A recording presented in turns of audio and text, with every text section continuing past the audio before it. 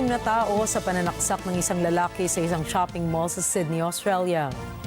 Nagpapagaling naman sa ospital ang 8 biktimang sugatan. Mga detalye na balita, ibabahagi maya-maya.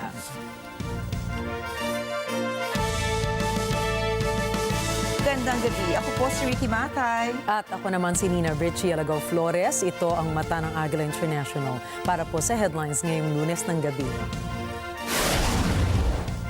Research vessel na Nambiya na patungong Baho de Masinloc kinarangan ng Chinese Coast Guard.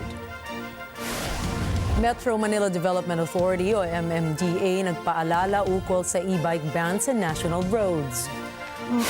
Maraming lider sa buong mundo umalma sa pag-atake ng Iran sa Israel. Bilang ng patay sa matinding baha sa Afghanistan pumalo na sa 33. At mga pinarangalan at nagogi sa Writers Guild of America Awards ating kilalanin.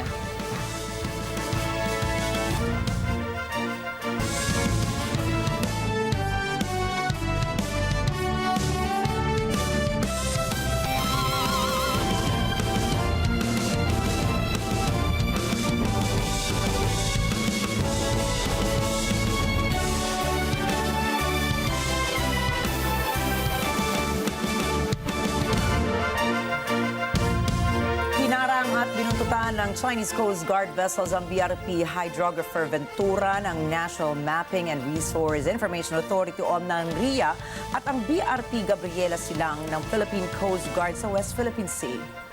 Sinabi ng PCG naglalayag ang barko ng Pilipinas patungong Baho de Masinloc para magsagawa ng hydrographic survey nang hinarang sila ng CCG vessel.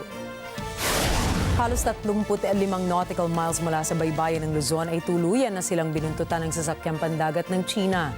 Ayon sa PCG, tumagal ng higit kumulang 8 oras na pagbuntot ng CCG vessel sa PCG supply ship. Gayunman tumulak pa rin ang sasakyang pandagat ng Pilipinas patungong Baho de Masinloc. Sinabi ng NAMRIA na magsasagawa sila ng hydrographic survey malapit sa shoal sa kanasumpungan ng 2 CCG at 10 Chinese Maritime Militia ships sa Baho de Masinloc. Paliwanag ng NAMRIA maging maingat ang Pilipinas mula sa anumang aksyon na gagawin ng China sa hydrographic survey.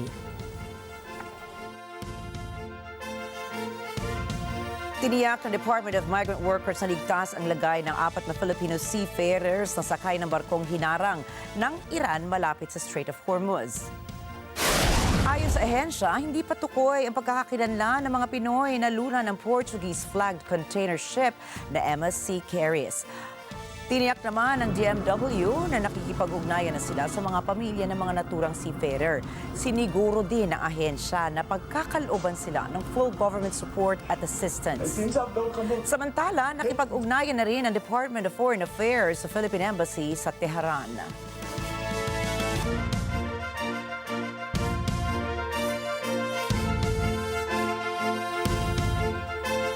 Inaasahan ng pag-asa na mararanasan ng 13 lugar sa Pilipinas ang danger heat index level sa gitna ng patuloy na epekto ng El Nino at dry season. Batay sa forecast ng pag-asa, maaaring umabot sa 43 hanggang 45 degrees Celsius ang danger heat index sa Dagupan City, Pangasinan, Apari, Cagayan at Puerto Princesa City sa Palawan. Samantala sa Etiaga, Isabela, Tuguegarao, Cagayan, Aborlan, Palawan, Virac, Catanduanes, Zamboanga City, Cotabato City, Masbate City, Clark Airport, Pampanga at Lawag City, Ilocos Norte, posibleng umabot sa 42 degrees Celsius ang heat index. Sa Metro Manila, inaasahang magkakaroon ng heat index na nasa pagitan ng 39 hanggang 42 degrees Celsius. Ayon sa pag-asa, ang danger at extreme danger na heat index ay maaaring maranasan hanggang Mayo. Kaugnay nito, patuloy na ipinaalala sa publiko na mag-ingat at magkaroon ng mga hakbang upang maiwasan ang mga sakit dulot ng init ng panahon.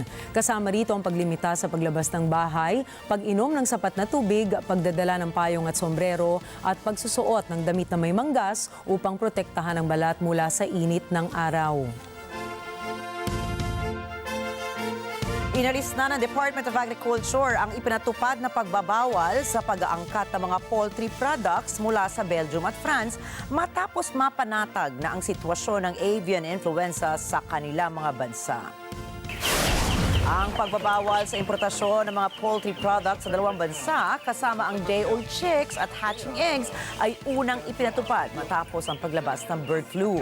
Sa bisa ng isyong direktiba ni Agriculture Secretary Francisco Chu Laurel Jr., pinapayagan na ang pag-angkat ng domestic at wild birds at mga produktong galing sa Belgium at France.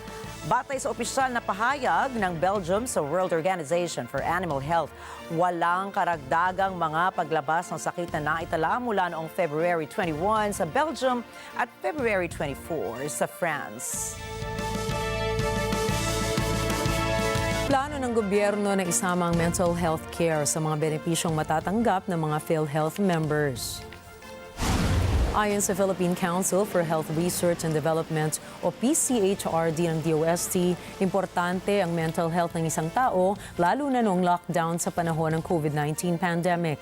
Paliwanag ni Executive Director Jaime Montoya, nagsilabas ang mga kaso ng depresyon, anxiety pati na rin ang mga traumatic disorders noong pandemya kaya dapat lang may alam ang isang komunidad hinggil sa mental health concerns na ito. Dagdag ni Montoya, nakipag-ugnayan ng PCHRD sa Department of Health para suportahan ang mental health care mula sa primary level. Giit ni Montoya na sa tertiary level talaga ang mental health care. Pero nasabi rin ng opisyales na dalhin ang mental health care sa community level dahil hindi dapat pang-ospital lamang ito. Nakikipagtulungan na rin ang PCHRD sa PhilHealth para maisama ang mental health care sa mga benefit packages nito para mabigyan din ng angkop at tamang compensation ang mga professional hinggil dito. Nadiskubre naman ng Bureau of Customs ang mahigit sa 37.1 million pesos na halaga ng smuggled dried kush o pure marijuana sa Manila International Container Port. Matapos ang physical examination at x-ray scanning, natuklasan sa isang maliit na bagahe ang 6 na kahon na marijuana na may bigat na 30.9 kilograms. Ang naturang bagahe ay sinuri ng Customs Intelligence and Investigation Service, Manila International Container Port, kasama ang iba pang ahensya ng gobyerno. Ayon kay Customs Chief Bien Rubio, nakatanggap sila ng ulat na may posibleng shipment na marijuana mula sa Thailand. Inaasahang mahaharap ng mga consignees, senders at recipients ng balikbayan boxes sa mga kaso kaugnay ng paglabag sa Customs Modernization and Tariff Act at Comprehensive Dangerous Drugs Act of 2002. Sinabi ng Philippine National Railways o PNR na ang konstruksyon ng bahagi ng 147-kilometer North-South Commuter Railway o NSCR sa Metro Manila ay itutuloy-tuloy na sa Oktubre ng taong ito. Sinabi ni PNR Chair Michael Ted Macapagal na ang mga pre-construction works para sa National Capital Region ay kinabibilangan ng pagtatayo ng pambakod, pagtanggal ng mga lumang riles at pagresolba sa mga issue sa right-of-way. Dinagdag niya na sila ay maglalagay na ng mga pambakod sa mga lugar upang hindi na makadaan ang mga tao at walang makatira doon para protektahan ang mga lugar na ito pagsimula ng konstruksyon. Sinabi pa ni Macapagal na ang mga lumang riles ay ililipat sa iba pang mga lugar habang ang mga alalahanin sa clearing operations ay kanyang kinakausap na rin. Ang NC or NSCR ay 50% na raw na kumpleto ayon sa PNR at inaasahang magiging 100% complete sa taong 2027. Nagpaalala po ang Metro Manila Development Authority o MMDA ngayong Lunes ang ukol sa April 15 ban sa mga e-bike, e-trike, tricycles, pedicabs at iba pang katulad nito. Muling babala ng MMDA ang mahuhuling lalabag sa ipinatupad na ban ay magpagmumultahin ng 2,500 pesos. Ayon sa MMDA, ang mga pangunahing kalsada na kasama sa ban ay ang sumusunod: Rojas Boulevard, Taft Avenue, SLEX, Shaw Boulevard, Ortigas Avenue, Magsaysay Boulevard, Aurora Boulevard, Quezon Avenue, Commonwealth Avenue, A. Bonifacio Avenue, Rizal Avenue, Delpan, Marcos Highway, MacArthur Highway, Recto Avenue, EDSA Avenue, o EDSA lamang po, Katipunan, CP Garcia, Southeast Metro Manila Expressway, Mindanao Avenue at Marcos Highway. Samantala, bagaman sa mga national roads lamang ipinagbabawal ang pagdaan ng mga e-vehicles, pinapaalala pa rin ng ahensya na dapat may lisensya ang mga nagmamaneho nito. Kapag mahulian nila ang isang driver na walang lisensya, ay mai-impound ang sasakyang minamaneho nito. Ayon sa datos ng ahensya, noong 2023, 4 na ang patay sa e-bike road crash incidents, habang nasa 463 na ang nasaktan at 468 na ang mga nasirang ari-arihan dahil dito.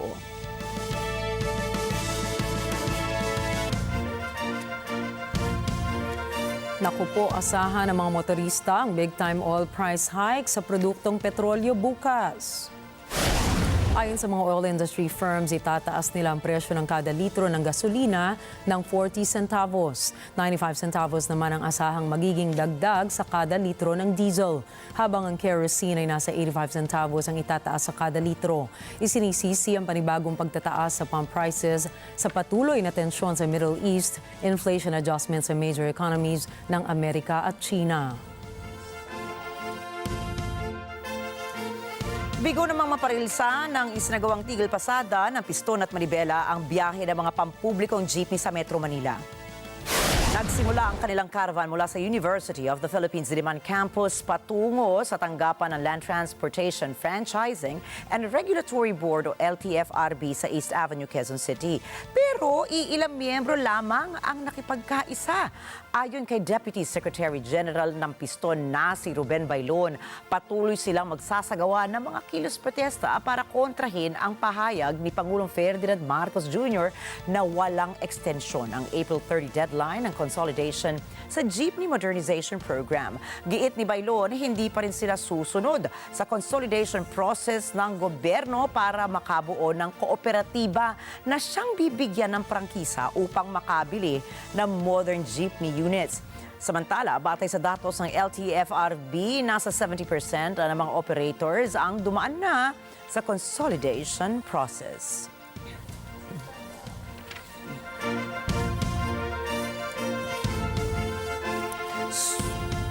Susunod, UN Security Council nagpatawag ng emergency meeting. Naglabas ang komento ang Kremlin ukol naman sa peace plan ni Trump. South Korea, Hong Kong at Singapore nagsanib puwersa. Detalye po ng mga balitang yan sa pagbabalik ng Mata ng Agila International.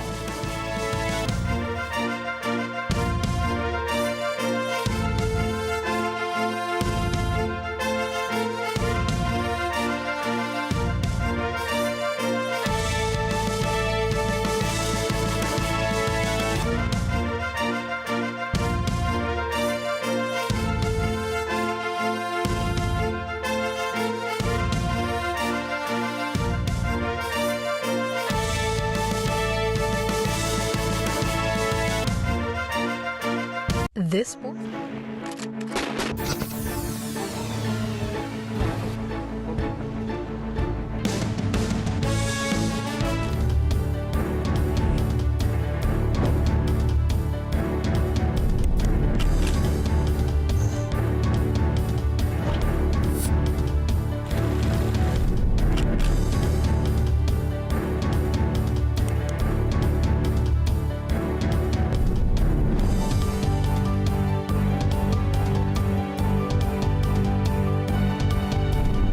Open for business with Cesar Vallejos every Sunday, 9 p.m. Let's get together. Sunday 25. Sunday 25. This portion is brought.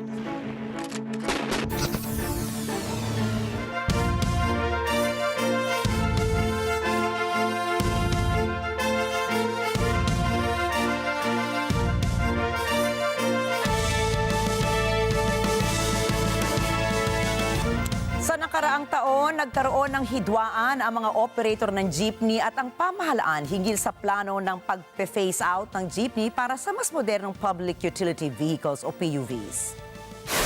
Ang PUV Modernization Program o PUVMP na unang naging konsepto noong 2017 at planong i-implement noong taong 2020 ay na-delay na maraming beses dahil sa strikes mula sa sektor ng transportasyon. At dumating din po yung pandemya ng COVID-19 at iba pang factors. Iniisip ng ilang kritiko na pinipilit lamang ng pamahalaan na gumastos ang mga jeepney drivers para sa mas bago at modernong sasakyan. Ngunit, hindi ito simpleng usapin lamang ng budget. Ito po ay itinakda na magiging malaking pagbabago sa paraan kung paano maaayos ang mga ruta ng mga PUV at paano masosolusyonan ang trapiko sa Pilipinas. Ang jeepney phase-out na dahil sa maraming jeepney na hindi na roadworthy at hindi emissions compliant ay maliit na hakbang lamang sa mas malaking plano upang maayos ang pampublikong sistema ng transportasyon. Bagaman karaniwang iniuugnay sa mga jeepney ang PUVMP ay sumasaklaw po sa lahat ng paraan ng transportation sa kalsada na may 4 hanggang 6 na gulong. Gayunpaman, ang mga jeepney ang pinakamahirap solusyonan para sa pamahalaan dahil sa ilang matagal ng problema. Kabilang na po sa mga problemang ito ang kanilang hindi maayos na pag-maintain, mababang record sa kaligtasan at maliit o wala pang kaukulang bayad para sa mga apektadong pasahero sakaling sila ay maaaksidente. Upang ayusin ang mga problemang ito, nagpaplano ang pamahalaan na organisahin ang maraming paraan ng pampublikong transportation.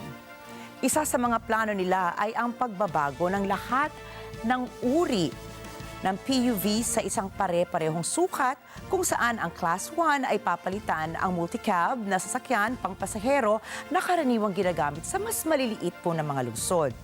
Ang Class 2 naman ay papalitan ng jeepney.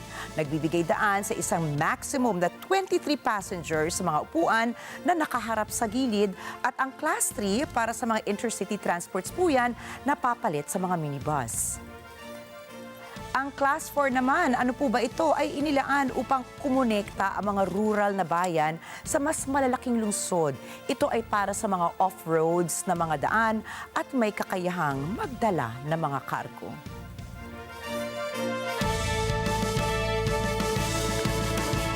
Umalma ang maraming lider sa buong mundo matapos atakihin ng Iran ang Israel. Narito si Ana Cui para ibahagi sa atin ang ilang sa mga reaksyong ito. Kinondena ng United Nations ang pag-atake ng Iran sa Israel na isang serious escalation at sinabing ito ay nakababahala. Nanawagan ito sa mga partido na iwasan ang anumang aksyon na mauuwi sa major military confrontations sa iba't ibang bahagi ng Middle East. Nanawagan din si European Commission President Ursula von der Leyen sa Iran na tigilan ang mga pag-ataking ito. Samantala, ang grupo ng G7 ay nagpahayag ng kanilang buong pagsuporta sa Israel at sa tao nito at ipinangako ang kanilang pagtulong sa seguridad ng bansa. Sinabi ng G7 na dapat tigilan na ng Iran ang pag-atake. Kinondena ng NATO ang pag-atake at sinabing minomonitor nito ang mga kaganapan at nagbabalang hindi dapat mawala sa kontrol ang kapayapaan sa Middle East. Umalma rin ng China at sinabing ito ay dahil sa kaguluhang nagaganap sa Gaza. Agarang ceasefire ang suhestyon nito. Nangako naman si US President Joe Biden ng suportang ironclad para sa Israel. Ayon naman kay UK Prime Minister Rishi Sunak, ang pag-atake ay padalos-dalos at sinasabing maaaring magpatindi pa ng tensyon at karagdagang kaguluhan sa rehiyon. Nanindigan naman si Canadian Prime Minister Justin Trudeau na mananatili ang suporta ng bansa sa Israel. Ganito rin ang mga reaksyon mula sa Egypt, France, Germany, Indonesia, Iraq, Italy, Qatar, Russia, Saudi Arabia, South Africa, Spain, Turkey, Ukraine, Chile, Kenya at Brazil. Iisa ang mensahe ng mga bansang ito na magpigil ang mga partido upang huwag madamay ang mga inosenteng sibilyan. Samantala, sinabi ni Syrian Foreign Minister Faisal Mekdad sa kanyang Iranian counterpart na ang tugong ito ng Iran ay isang lehitimong karapatan nito sa self-defense. Ana Cui para sa mata ng Agila International, trusted, connected, on point. Mahigit naman po sa 300 drones at missiles ang pinaulan ng Iran sa Israel bilang bahagi ng pagganti ng mga ito sa nangyaring pag-atake noong April 1 sa Syria.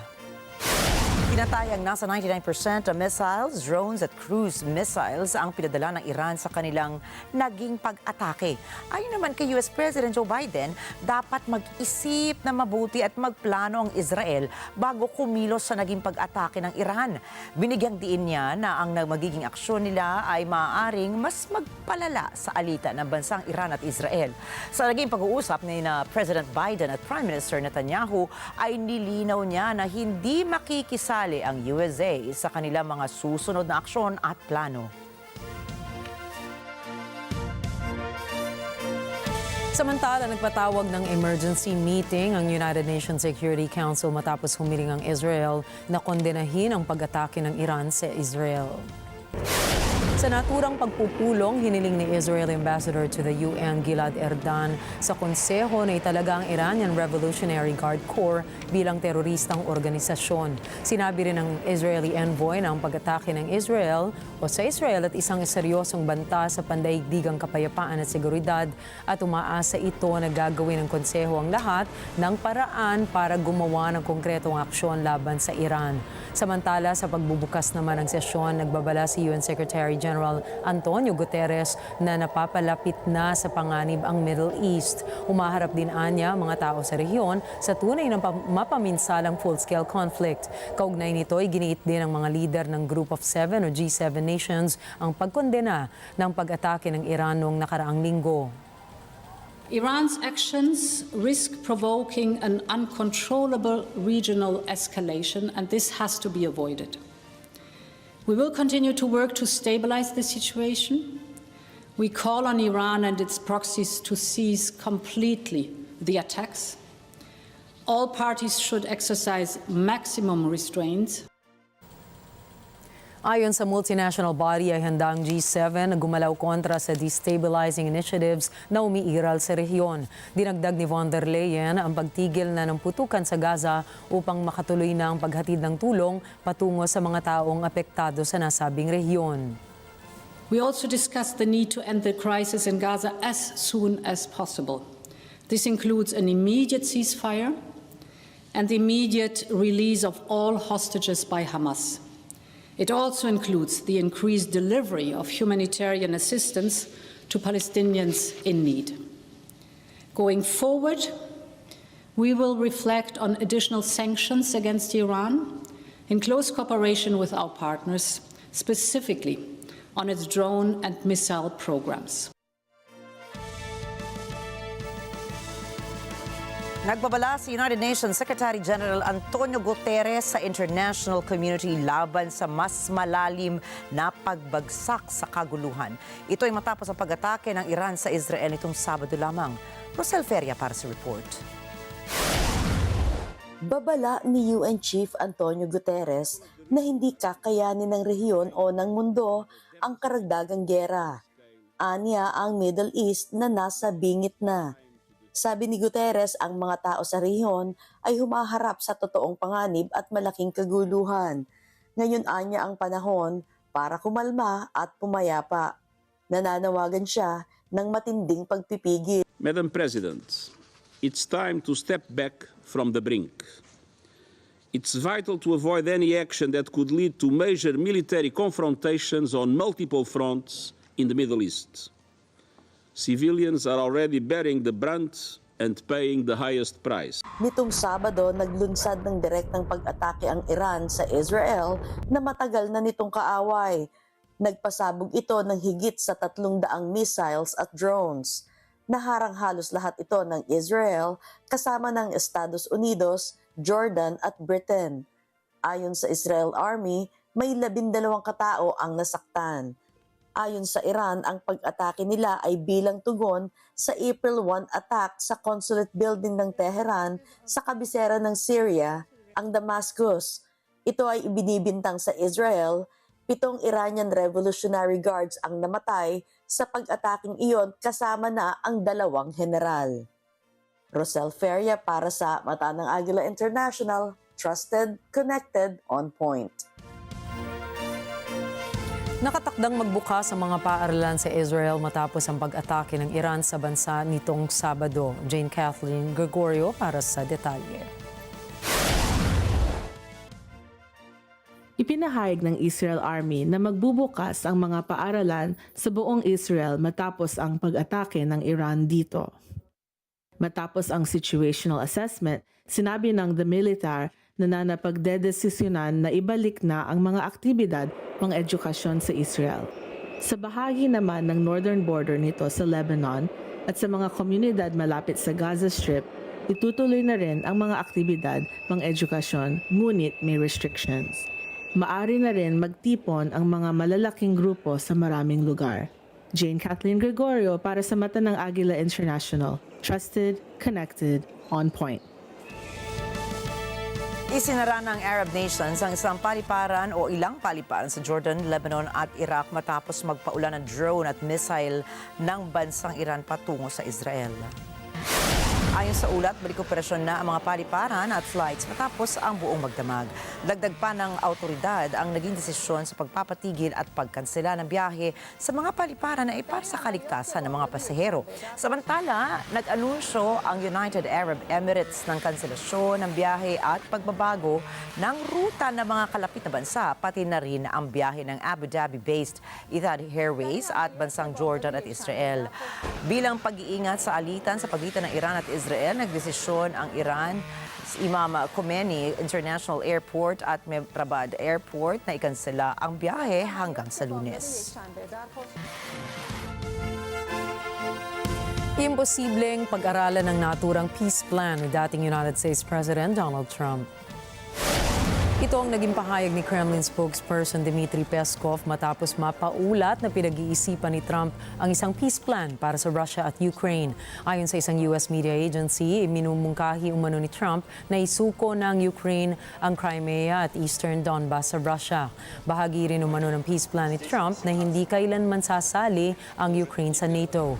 Pero paliwanag ni Peskov, alam ng Russia kung ano ang mga haka-haka ukol sa intensyon ni Trump sa issue ng Ukraine. Dagdag pa ni Peskov, kahit na alam na ng Russia ang mga balita ukol sa proposal ni Trump, wala naman anyang inisyatibo o direktang pahayag si Trump para sa peace plan nito sa Moscow at Kyiv. Samantala, tinawag na fake news ng Trump campaign team ang napaulat na peace plan. Tinanggihan din dati ni Trump ang imbitasyon ni Ukrainian President Volodymyr Zelensky na pumunta ng Kyiv. Sinabi ni Trump na hindi tama na bumisita siya sa Ukraine dahil wala naman siyang public office. Arestado ang 272 na katao matapos magsanib puwersa ang mga otoridad ng South Korea, Hong Kong at Singapore. Target ng 5 linggong cross-border operation ng tatlong bansa na pigilan ang online child sexual exploitation activities ng mga arestado. Sinabi ng mga otoridad na ang pinakabatang person of interest ay 12 years old lamang. Ang pinakamatanda naman ay 73 years old. Kasama rin sa mga naaresto ang isang guro sa Hong Kong na pinipilit umano ang mga minor de edad na biktima na padalhan siya ng mga makahalay na litrato. Nakuha sa mga naaresto ang iba't ibang electronic devices na ginagamit umano sa child pornography. Kabilang sa mga e-devices na nasa bat ay 50 computers, 26 laptops, 39 handphones, 6 tablets, 91 storage devices at isang router. Na-recover din ang ilang child abuse material sa mga naaresto. Sinabi ng pulisya na nahaharap sa kasong online child pornography ang mga arestado. Binigyang diin naman ni Criminal Investigation Department Deputy Director Assistant Commissioner Yo Yi Chuan na hindi katanggap-tanggap ang mga krimen na lumalabag sa karapatan ng mga bata. Paliwanag pa ni Assistant Commissioner Yo ang paglaganap ng internet at ang mabilis na pag-unlad ng iba pang teknolohiya ay nagbibigay daan sa mabilis, malawak at anonymous distribution ng child abuse material sa buong mundo. Hinikayat pa niya ang mga law enforcement agencies na patuloy na magpatupad ng mga batas para supilin ang mga online child sexual exploitation activities. Samantala, ang mga minor de edad na nahuli ay ililipat sa Home Team Community Assistance and Referral Scheme o HD Cares. Isa sa ilalim ang mga batang ito sa social triaging, assessment, and further intervention. Susunod, mass stabbing sa Australia, 6 patay. Apple tinalo ang Samsung. And NBA playoff at play-in tournament, kasado na. Ang iba pang mga balita sa pagbabalik ng Mata ng Agila International.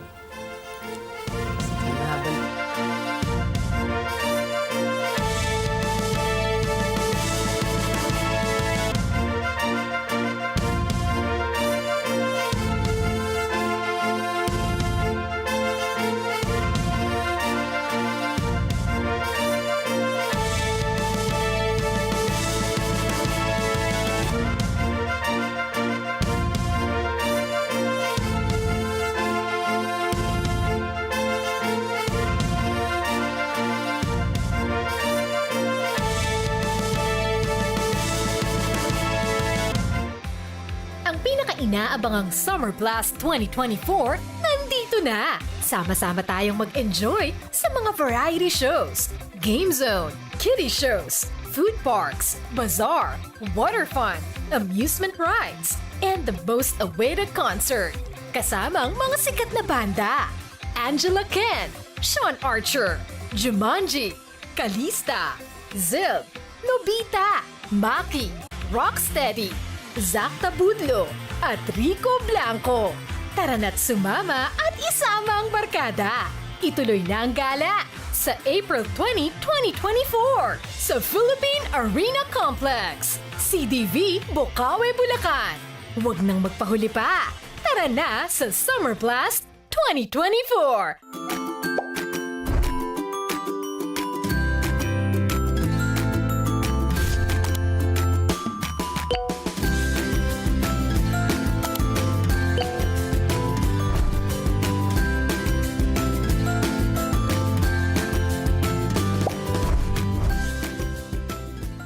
This portion.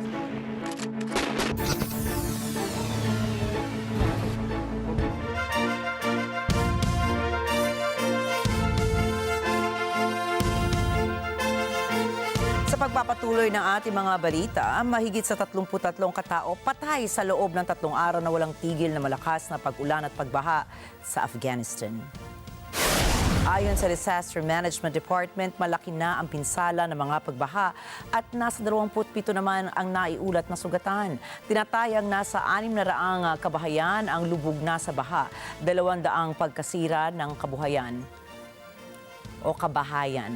Nasa 34 na probinsya naman ang ngayon ay lubog sa baha at kabilang narito ang mga bayan ng Western Farah, Herat, Southern Zabul at Kandahar. Samantala, nagbigay babala ang mga awtoridad sa mas malakas pa na mga pag-ulan sa mga susunod na araw. Samantala, patay ang 6 na tao sa pananaksak ng isang lalaki sa isang shopping mall sa Bondi Junction sa Sydney, Australia. Ayon kay Police Commissioner Karen Webb, 4 na babae at isang lalaki ang nasawi sa insidente. Nagpapagaling naman sa ospital ang 6 na biktima sa natamo nilang sugat. Samantala, patay din ang suspect sa pananaksak matapos mabaril ng responding police sa mall. Sinimulan na ang background check sa suspect para matukoy kung ito ay may kinalaman ba sa terorismo. Napag-alaman naman ng New South Wales Police Department na dati na itong nakaengkwentro ng mga pulis sanhi ng dinadalang mental health issues ng suspect.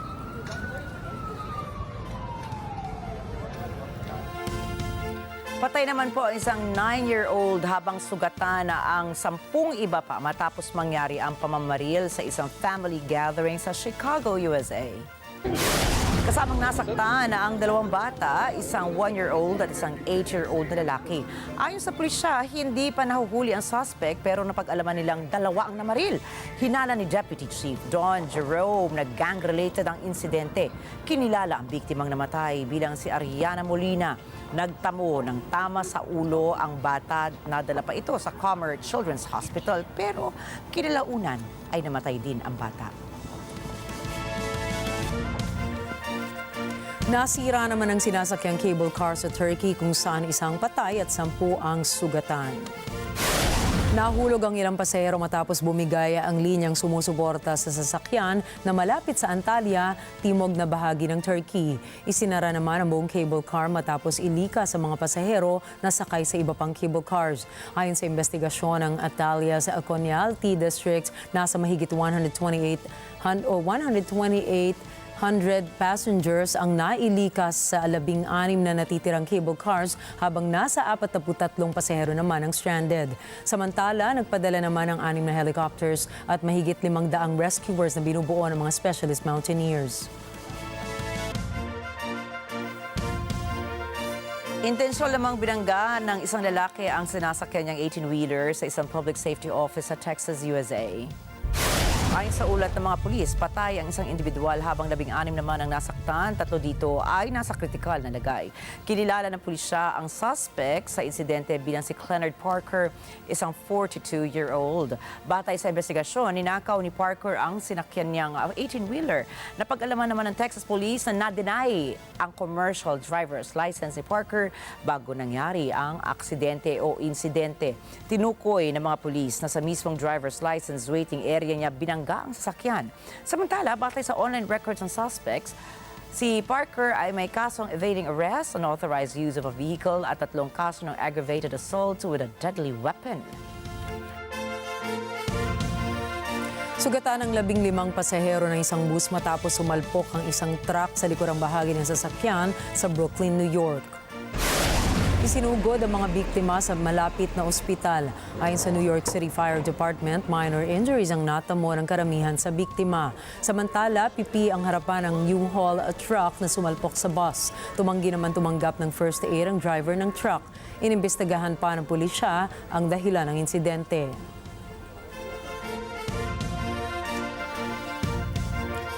Ito po, balita naman sa paghuni at pagkanta dahil masyadong ginalingan ng isang ibon ang kanyang paghuni sa United Kingdom. Akala tuloy ng Thames Valley Police ay nasira na ang kanilang mga sirena at wangwang sasakyan. Gayang-gaya kasi umano ng ibon ang tunog ng sirena ng mga sasakyan ng mga pulis. Pakinggan nga natin, Nina at mga kababayan.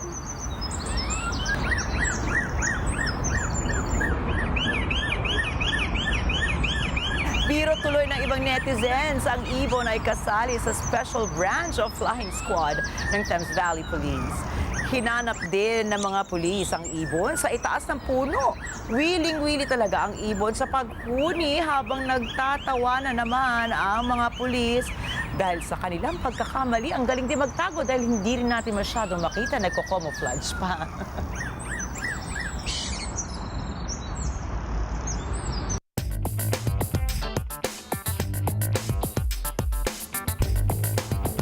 Balitang business naman po, pumalo sa 61% ang annual profit ng Tesco dahil sa tulong na mataas na benta at patuloy na bumabagal na inflation sa United Kingdom.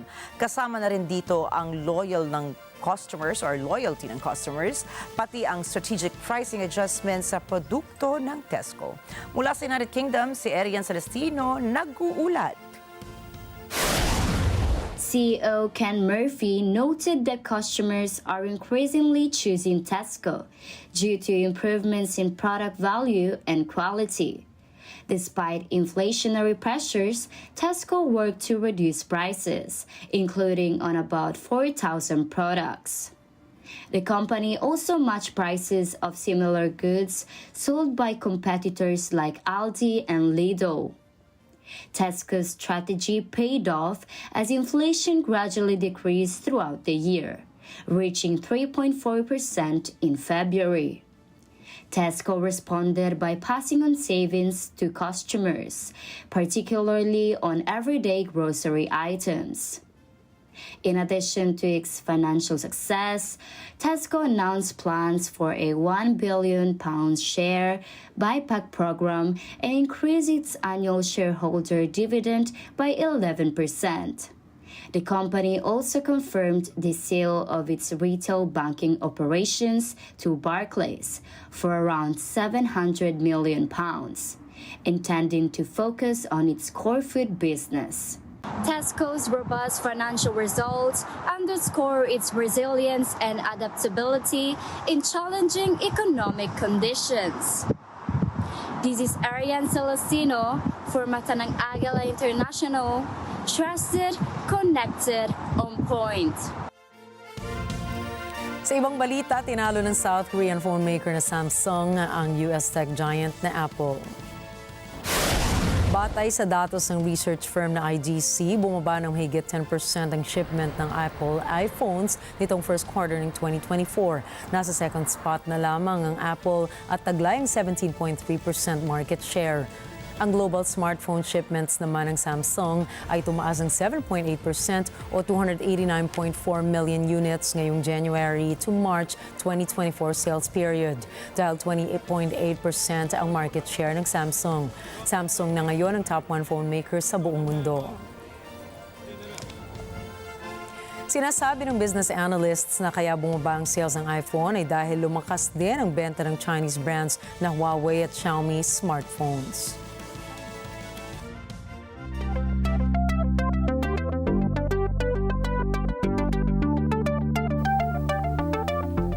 Isang rocket mula sa Russia pinalipad noong nakaraang linggo sa ikatlong pagkakataon. Ito ay matapos ang ilang beses na pagkansela sa launching ng nasabing rocket. Si Jessica Bautista sa karagdagang detalye. Ayon sa isang live na broadcast, ang flagship na Agila A5 ay umalis mula sa Vostokny Cosmodrome sa Russian Far East. Ang Agila A5 ay isang malakas na spacecraft na dinisenyo para magdala ng mabibigat na payload patungo sa low Earth orbit. Sinabi ng Roscosmos Space Agency sa isang social media post na ang raketa ay gumana ayon sa plano. Ang itaas na bahagi nito ay naghiwalay at kasalukuyang inilalagay ang test payload sa target orbit. Ayon pa sa Roscosmos, ang mga naunang pagtatangka noong Martes at Miyerkules ay kinansila dahil sa failure sa sistema sa pressurizing system, sa oxidizer tank at sa engine control system. Isang broadcast ng Roscosmos ang nagpapakita na ang spacecraft ay umabot sa altitude na 268 kilometro sa loob ng 13 minuto matapos ang take-off. Ang space program ng Russia ay naapektuhan ng ilang high-profile setbacks nitong mga nakaraang taon. Nakatakdang gamitin ng Moscow ang cargo capacity ng Agila A5 upang maghatid ng mga module para sa kalaban sa ISS na inaasahan itong magawa sa darating na mga taon. Jessica Bautista para sa mata ng Agila International. Trusted, connected, on point.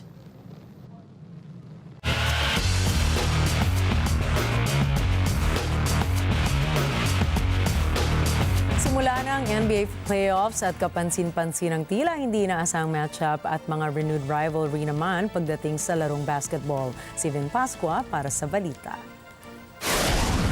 Taliwas sa inaasahan hindi liyamado ang defending champion na Denver Nuggets at Miami Heat sa mga playoff bracket ngayon.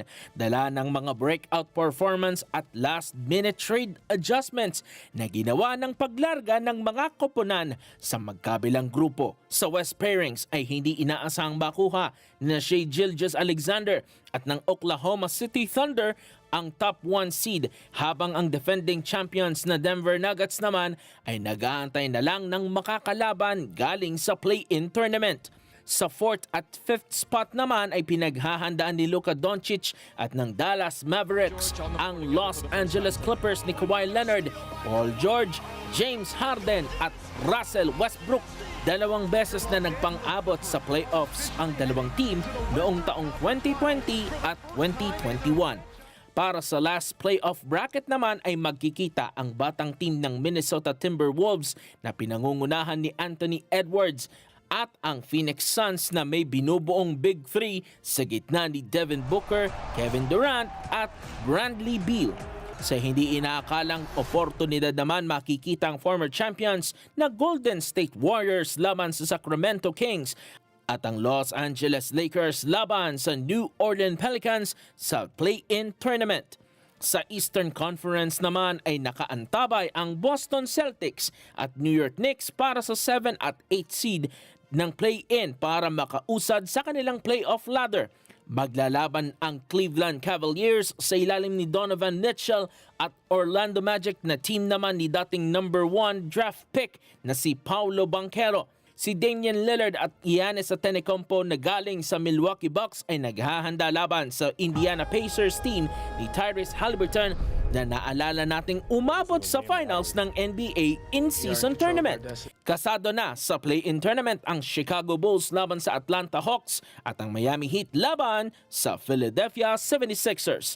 Kung ano man ang mangyari ay makakasiguro tayong magiging maganda ang laban, lalo na't playoff basketball na ang pinag-uusapan. Para sa Balitang Sports, Vin Pascua para sa mata ng Agila International. Trusted, connected, on point.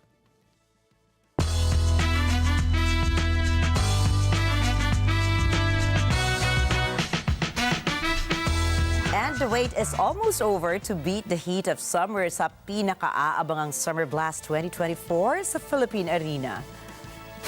Makisaya at abangan ng full fun activities at matinding lineup ng mga kilalang OPM bands para sa concert night sa Philippine Arena Complex sa Ciudad de Victoria, Bocaue, Bulacan. Makijoin po sa highlight ng concert events, a music festival sa Philippine Sports Stadium na katatampukan ng mga naglalakihang music acts at OPM bands kabilang na Rico Blanco, Zach Tabudlo, Maki Zild, Sean Archer at si Angela Ken, kasama rin ang mga bandang Rocksteady, Nobita, at to favorite ko, Jumanji, at iba pang surprise guests. Bukod sa concert, bukas din ang mga pasyalan sa Philippine Arena Complex katulad ng The Garden at Butterfly Garden. Mayroon ding amusement rides, water fun bazaar, food parks, kiddie shows, variety shows at game zones. Perfect bonding ito para sa inyong pamilya, mga kaibigan, kabarkada, katrabaho at mga kakilala ngayong may naglalagablab na Summer Blast. Ilang mga pelikula nagdingning sa Writers Guild of America Awards matapos makapag-uwi ng mga natatanging awards. Matagumpay na naiuwi ng pelikulang Succession ang ilang mga awards sa WGA sa kategoryang Best Drama Series, Best Drama Episode at Special Award para sa Best Episodic Drama Prize. Bukod sa Succession, nagwagi rin ang American Fiction ng Best Adapted Screenplay sa panulat ni Cord Jefferson at nakatanggap rin ng Special Award ni Paul Sevlin Award.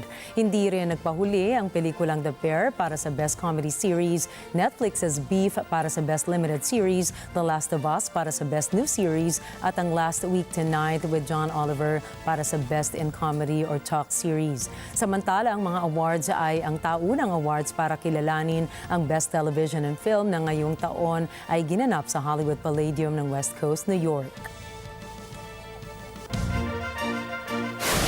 Susunod, naku, abangan ninyo papaano nagjeta ang isang pusa? Prince Carl Philip ng Sweden, TikTok famous na. At abangan ang iba pa mga istorya pagdating ni Alma Angeles at ng Net25 World News. Walang bitiw dahil marami pa tayong balita sa pagbabalik ng mata ng Agila International. Naku, ang ganda ng mga map.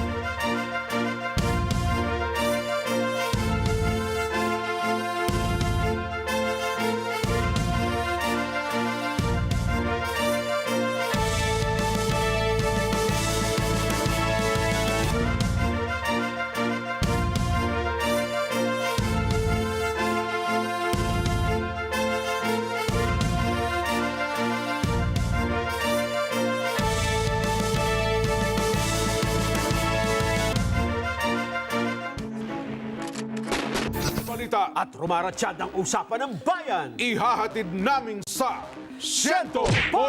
100% ang pagbabalita. 100% talakayan. Lunes hanggang Biyernes. Alas 5 hanggang alas 7 ng umaga. Live na live sa Radyo Agila 1062 Mega Manila. At sa Net25. 100%! Sa Net 25, let's net together.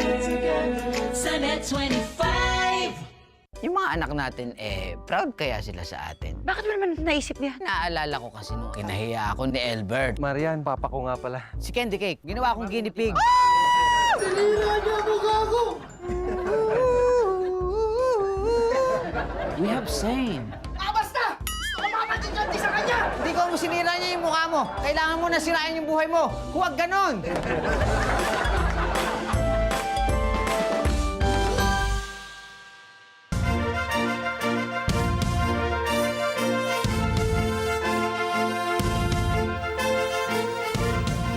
Hindi naman daw masamang kumain, wag nga lang sobra.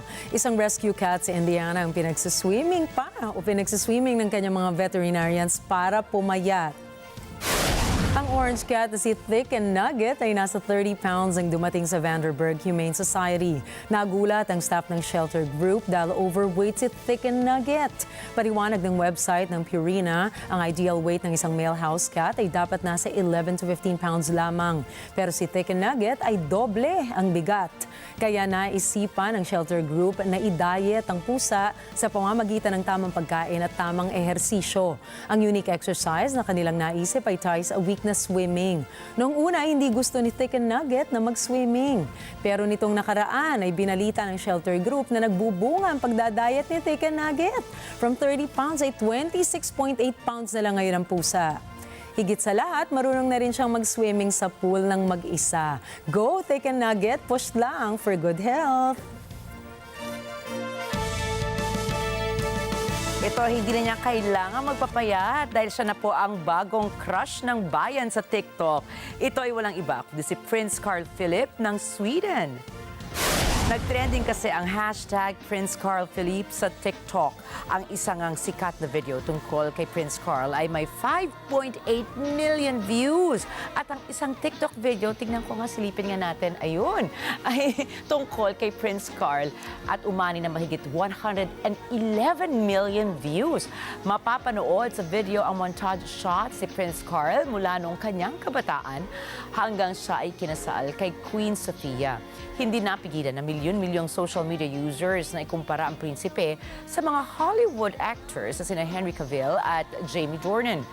Bukod sa kagwapuhan umano ni Prince Carl, ay natuwa rin ang royal fans nang malaman na nag-aral siya ng business administration, beauty and brains, diba? Nakumpleto rin ang kanyang military training at may rank na major. May kaalaman din ang prinsipe bilang agriculturalist dahil may master's degree pa siya sa Swedish University of Agricultural Sciences. Si Prince Carl po ay kaisa-isang anak na lalaki ni King Carl XVI at Queen Sylvia ng Sweden. Siya ay fourth in the line of succession sa Swedish monarchy. Ay, ako, sana all, Rick. Ba't naalala mo ba si Thick and Nugget? Napakaswerte naman ni Queen Sofia, ano? So, parang Thick and Nugget ba yan? Oo, umaaliw ba siya sa isang masarap na pagkain? Oo, parang may alam ako na favorite natin na binibili pag tayo nagda-drive-through, no, Ricky? Aminin mo, gagawin masarap ba naman natin kasi yung talaga. Pupush mo natin? Ang Magmi-midnight snack. Magmi-midnight snack tayo mamaya ng chicken nugget. Kasi Pero nga, sana all, di ba, mabuti pa si Thick and Nugget. Oo. Nakakatuwa talaga yung pangalan niya. Mabuti pa si Thick and Nugget, nag-lose agad ng 4 pounds. Ang hirap dun, ha? And number one, also, ang hirap din na ang pusa ay mabasa.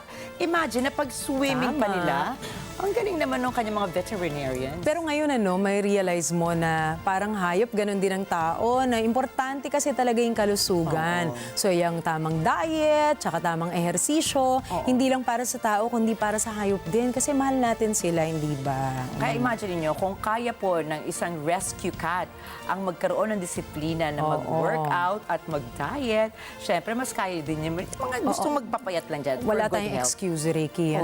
Kasi naku. ng pusa, nagagawa. Tayo pa ba?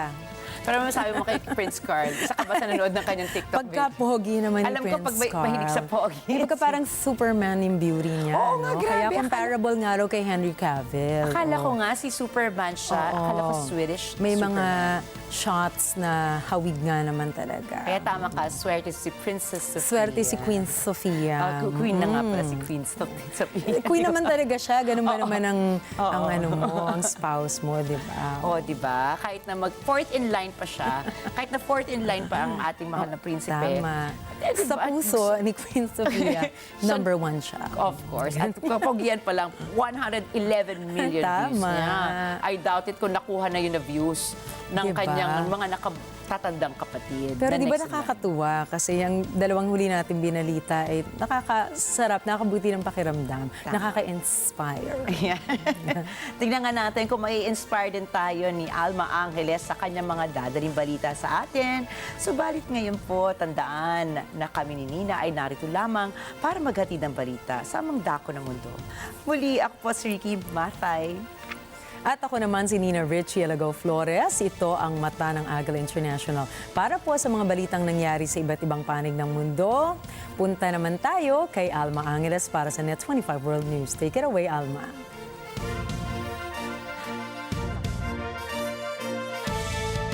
Thanks, Nina and Ricky. On behalf of the Mata ng Agila International team, I'm Alma Angeles, and we have a lot to unpack tonight.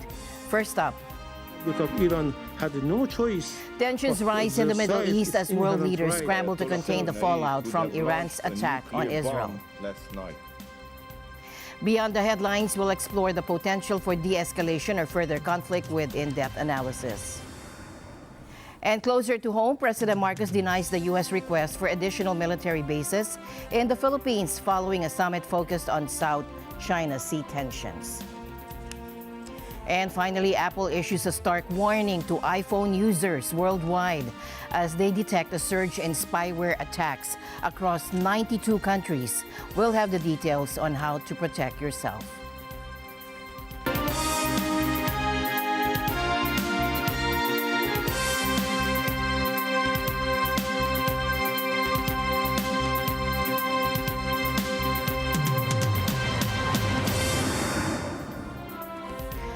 Sydney is grappling with another shocking stabbing incident just 48 hours after a deadly attack at a shopping center. On Monday night, shortly after 7 p.m., a man stormed into the Christ the Good Shepherd Church in Wakeley and attacked a bishop and several other worshippers.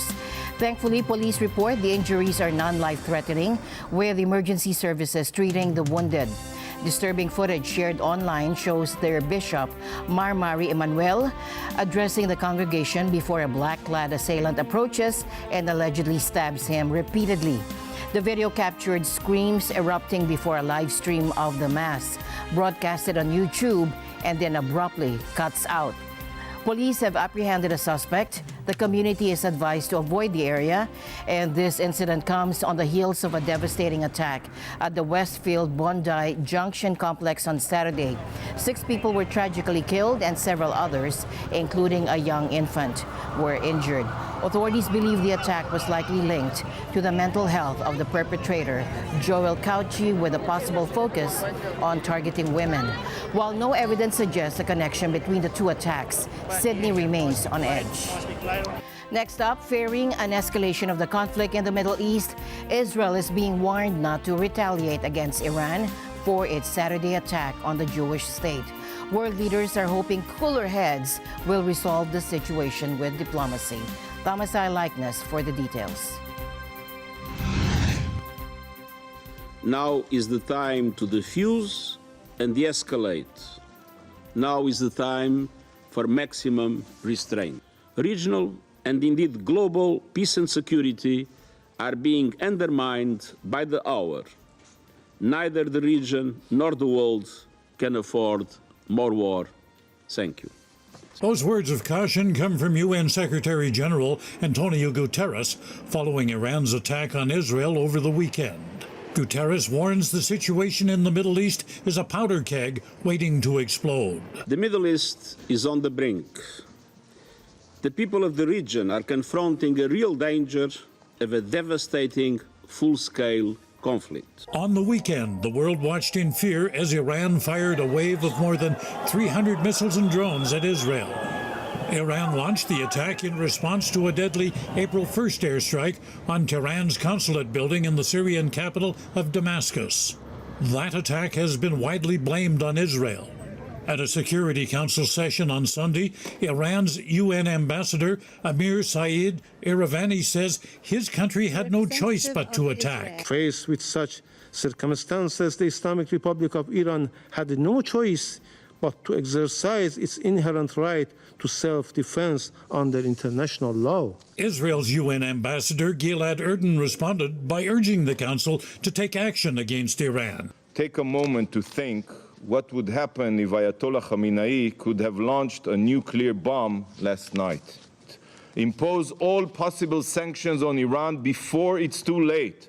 Meanwhile, the United States says it will not join any Israeli counterattack on Iran. President Joe Biden warns Prime Minister Benjamin Netanyahu to think carefully about any escalation.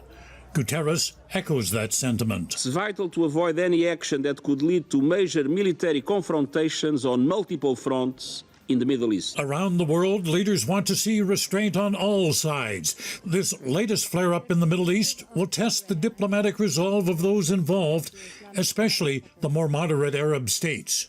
Israel's war cabinet met on Sunday but came to no decision on its next steps. And on the sidelines, the world waits nervously to see if this conflict will escalate. Thomas I. Likeness, Net 25 World News. Now let's delve into the relationship between Israel and Iran. Why are they at war? And what led to their decades-long proxy battles? Take a look. Now, in 1948, Israel was created and Turkey was the first Muslim country to recognize it. Surprisingly, Iran was the second country to recognize Israel. Now, at that time, Iran was home to the largest Jewish community in West Asia. Under the leadership of the last Shah, Mohammad Reza Shah Pahlavi, the two nations fostered close ties, and Israel got 40% of its oil from Iran and traded agricultural goods, weapons, and technology. But in 1979, Iran had an Islamic revolution. Iran toppled the Shah, dramatically ending the friendship between the two states. The new Islamic Republic of Iran, under the leadership of the Ayatollahs, considered Israel as its number one enemy. Israel did not recognize the new Islamic Republic, and this marked the end of their friendship. After that, Israelis couldn't go to Iran, and flights between the two countries stopped. The Israeli embassy in Tehran changed into the Palestinian embassy. And since then, both countries have tried to become more powerful in the region, which has made them enemies. Iran helps groups that don't like Israel in Lebanon, Syria, Iraq, and Yemen. Hezbollah is one of these groups supported by Iran's elite Revolutionary Guard. In response, Israel helps groups against Iran, some seen as terrorist groups, and they fought through these groups for many years. Israel has vowed to stop Iran from getting nuclear weapons. Iran's nuclear program has been attacked many times, although Israel has never admitted doing it. Iran has also attacked Israeli targets, denying any involvement. In 2021, a ship owned by Israel was hit by an explosion near Oman, and Iran was blamed, but they said they weren't involved. After nearly half a century of diplomatic tension, Iran's direct attack on Israel marks a significant escalation.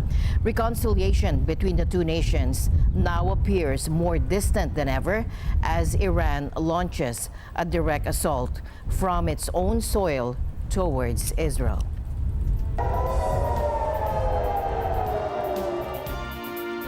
Amidst recent developments in the Middle East, Paul Salem, President CEO of the Middle East Institute, a reputable Washington-based think tank, sheds light on what may seem insignificant in the short term, but could have profound implications in the long run. I think the event is very significant. It might not appear very significant in the short run. In other words, we might see that this might not lead to another escalation from the Israeli side. I know the Americans are trying to urge the Israelis not to respond, particularly because the attack really caused very little damage, so far no loss of life.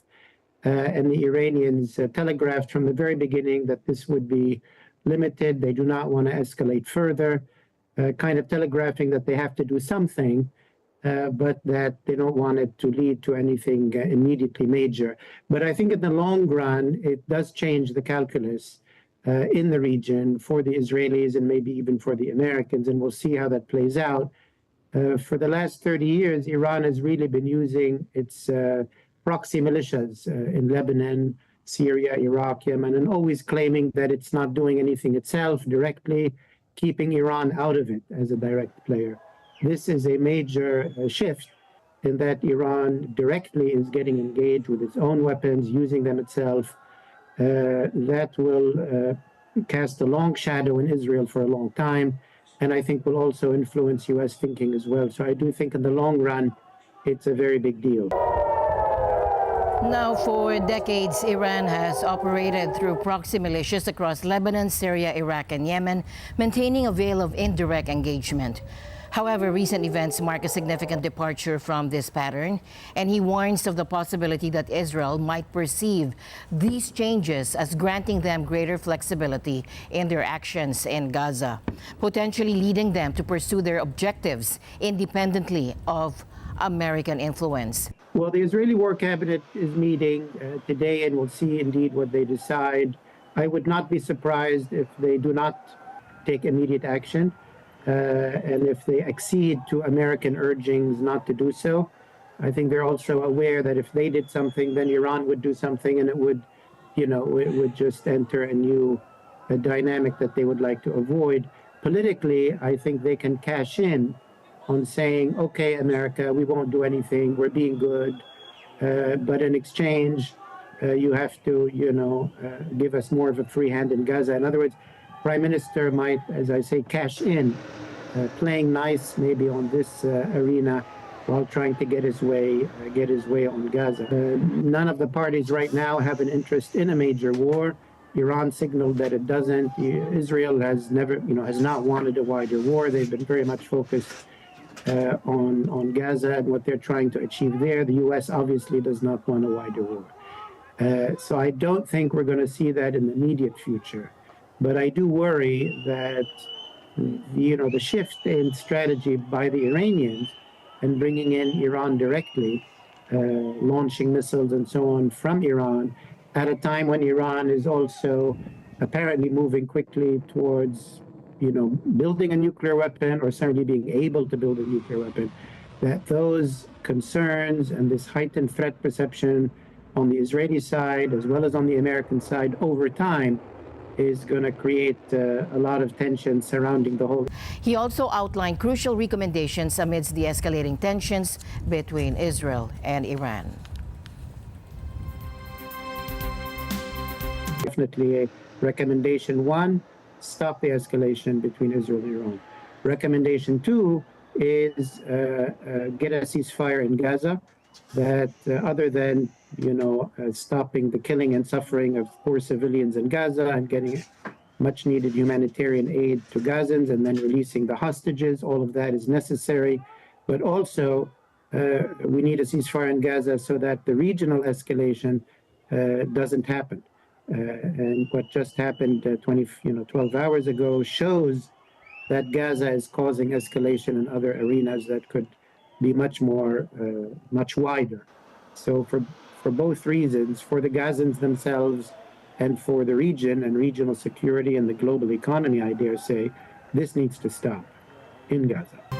Over the past couple of years, our global landscape has been rocked by major conflicts. It all started back in 2022 with the eruption of the Russia-Ukraine war, a conflict that has since had profound implications for both nations and reverberated across the international community. Last year saw another significant event with Hamas launching attacks on Israel, leading to a military response and escalating tensions in the region. Now, the world holds its breath as Israel finds itself in a direct confrontation with Iran, a development with far-reaching consequences. As the region is a major oil exporter, disruptions could lead to a significant price increase. Oil prices fell.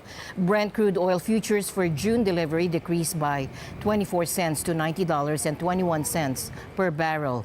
West Texas Intermediate crude oil futures for May delivery declined by 38 cents to $85.28 per barrel. Now, global markets reacted negatively to the attack, with major indices in Saudi Arabia, Qatar, Israel, and the U.S. experiencing losses. Investors are worried of a potential wider conflict, further destabilizing the market. Now, airlines are taking precautionary measures, canceling or rerouting flights to avoid the affected airspace. And this could mean longer travel times or even cancellations for passengers. The International Monetary Fund is already worried about the global economic outlook, with the pandemic's impact still lingering. We have avoided a global recession and a period of stagflation. Some have predicted it. It has not happened. But there are still plenty of things to worry about. the global environment has become more challenging. And we see a growing divergence within and across country groups. Our medium-term outlook for global growth remains well below its historical average. It is just slightly above 3%. Without a course correction, we are indeed heading for the tepid 20s, a sluggish and disappointing decade. The world has faced numerous challenges recently, and for the sake of global economic well-being, a peaceful resolution is essential. Now, Israel conducted numerous airstrikes on Gaza overnight, as reported by Hamas on Monday. And despite Iran's recent attack, the Israeli army remains focused on the conflict. According to Daniel Hagari, an Israeli spokesperson for the Israeli army, Hamas seeks to escalate tensions similar to Iran's agenda. Hagari emphasized the importance of releasing hostages held by Hamas in Gaza and Rafah. Take a look. Hamas, like Iran, wants to escalate the region. Hamas is still holding our hostages in Gaza, and we must do everything we can to release our hostages in Gaza. We also have hostages in Rafah, and we will do everything we can to bring them back home. Now, late Saturday, Hamas responded to a truce proposal put forward by U.S., Qatari, and Egyptian mediators. They maintained their stance on a permanent ceasefire and the withdrawal of Israeli forces. Israel's Mossad spy agency criticized this response, accusing Hamas of exploiting tensions with Iran and aiming for broader regional escalation. However, the U.S. affirmed that mediation efforts are ongoing.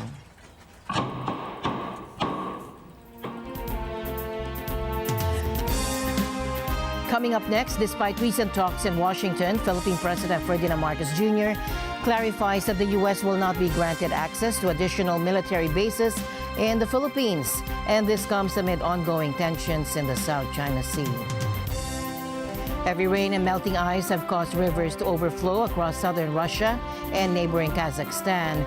In Orenburg, the Ural River has breached its banks, submerging thousands of homes. Stay tuned for the latest developments with Estelle Dominique. And Apple is alerting iPhone users worldwide about a surge in spyware attacks targeting devices in 92 countries.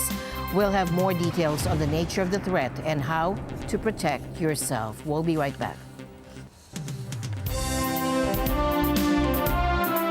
The Sinibata Video Festival is calling... Mga anak natin, proud kaya sila sa atin. Bakit mo naman naisip niya? Naalala ko kasi nung kinahiya ako ni Elbert. Marian, papa ko nga pala. Si Candy Cake, ginawa akong guinea pig. Sinira niya mukha ko!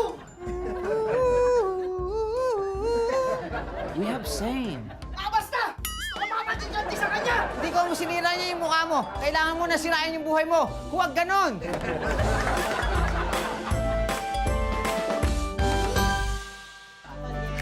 Halina sa dampa! Sasamahan tayo ni Charlene San Pedro sa ating napakasarap na seafood episode. Matuto magluto ng crispy bangus with crispy pata sauce, sinigang sa miso, salmon belly, baked scallops and oysters, at pako salad. Napaka-healthy, napakasarap. Kita-kits sa Lutong Plaza. Let's get together.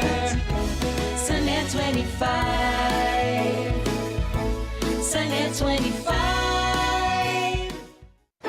Mula sa Net25 News, ako po si Alex Santos. At ako naman po si Ali Soto. Matatag, matapang at matapat na balitaan. Yan ang aming ihahatid Lunes hanggang Biyernes. Alas 6 hanggang alas 7:30 ng gabi. Mata ng Agila Prime Time. Dito sa Net25.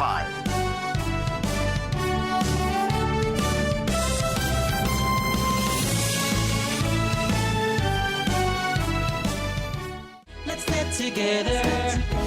Sunnet 25. Sunnet 25.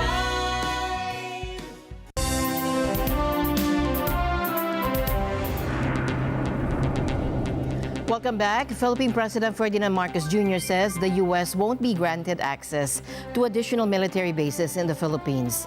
And this comes after a recent summit in Washington where South China Sea tensions were a key topic. Take a look. No, definitely. No. The Philippines has no plans to open or to establish more EDCA bases. President, last week you said that you were horrified at the prospect of... President Marcos also stressed that the Philippines Defense Pact with the U.S. would be activated if a foreign power harmed a Filipino soldier. If any serviceman, Filipino serviceman, is killed by an attack from any foreign power, then that is time to invoke the Mutual Defense Treaty. I actually, when I spoke to him in Washington, I thanked him for making it very, very clear to everyone.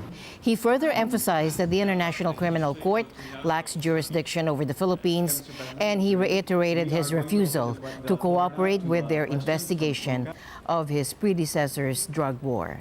Allow me also to reiterate that the International Criminal Court has no jurisdiction over the Philippines, as we remain to have a working judicial system and law enforcement mechanisms. If the ICC issues an arrest warrant against former President Duterte, will the Philippine government hand him over? Will we do what? Will the Philippine government hand him over if the ICC... We don't recognize the warrant that they will send to us. So that's a no? That's a no. Heavy rain and melting ice have caused rivers to overflow across southern Russia and neighboring Kazakhstan. In the city of Orenburg, the Ural River has surged past its banks, submerging thousands of homes under muddy brown water. Estelle Dominique has the latest. Muddy brown water covered a vast expanse of the city, with the worst hit areas near the river where many people live. The Emergency Situations Ministry says that nearly 4,000 houses and blocks of apartments in the city have been flooded. In some places, the water reached the top of ground floors. Some residents had not managed to achieve any possessions before the water rose. On Sunday, locals sloshed through water, bringing out pets and children in their arms. Frustrated residents complained about the lack of help from the government.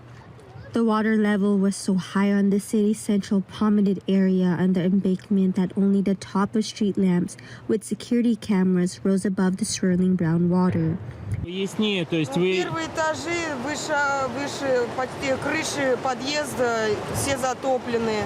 Пришлось через окошко. Первый этаж полностью затоплен. Мебель вся плавает, холодильник плавает, все плавает, стиральная машинка плавает. Один вот кот утонул там, а второй спасли, потому что он шкаф на вторую полку сверху забрался, кричал там. Вся техника, все оборудование, все в воде. Никто не помогает нам. Ничего, МЧС, никто даже ни разу не приезжал. Ни лодки, ничего. Вот арендуем лодку 5000 в день, сутки дают.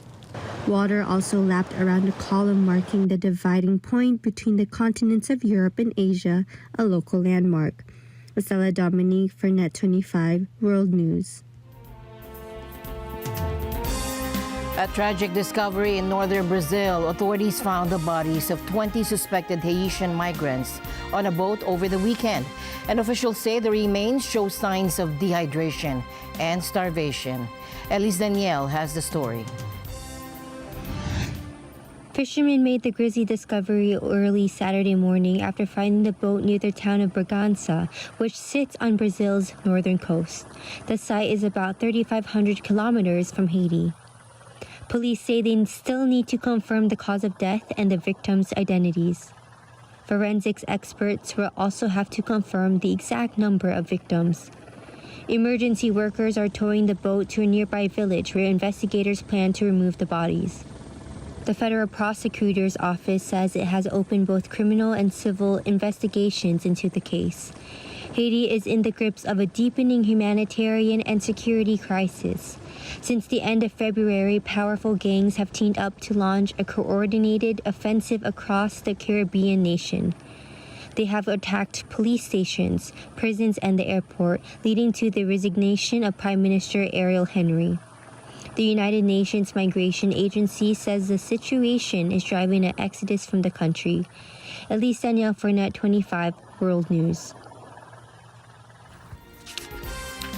After a tragic cable car accident late Friday in southern Turkey, authorities have taken swift action.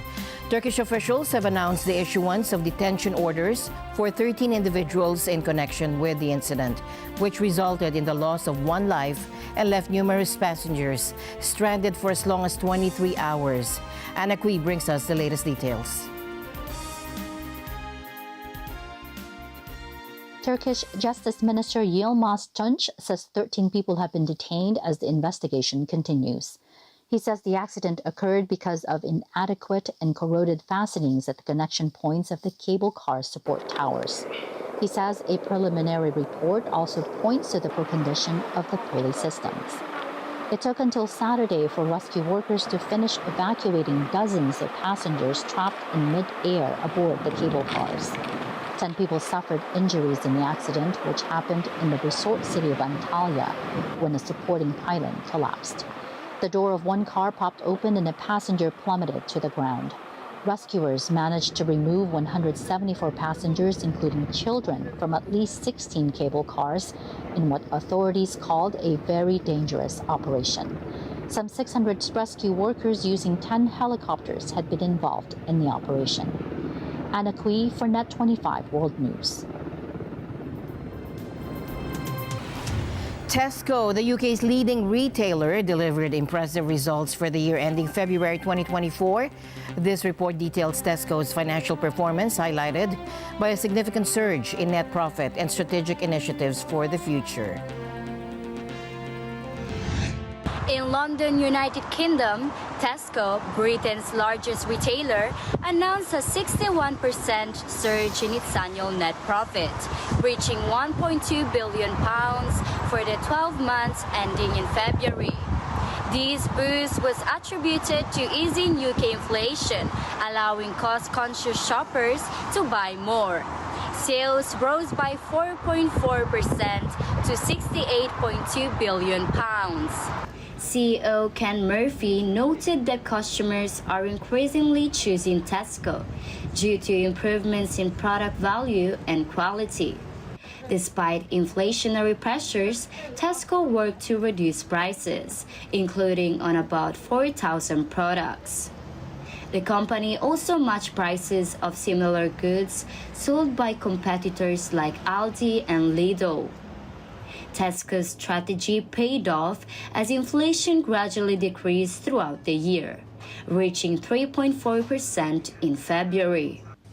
Tesco responded by passing on savings to customers, particularly on everyday grocery items. In addition to its financial success, Tesco announced plans for a £1 billion share buyback program and increased its annual shareholder dividend by 11%. The company also confirmed the sale of its retail banking operations to Barclays for around £700 million, intending to focus on its core food business.